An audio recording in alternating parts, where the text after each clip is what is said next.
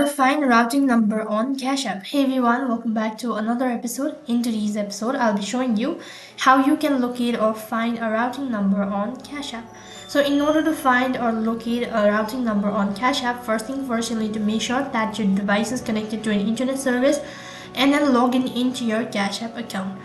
After you're logged into your account, this is how it's going to look like. Once you're on this page, go ahead and tap on the dollar icon located in the bottom left corner of your screen.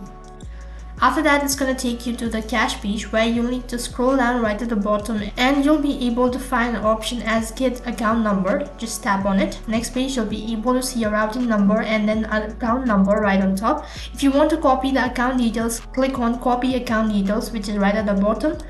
After that, you'll need to select whether you want to copy the routing number or an account number, and that is how you can locate or find your routing number on CashApp. That is all for this video. I hope the video was helpful. If it did really help you, make sure to like, share and subscribe to our channel. Thank you for watching. See you in the next video.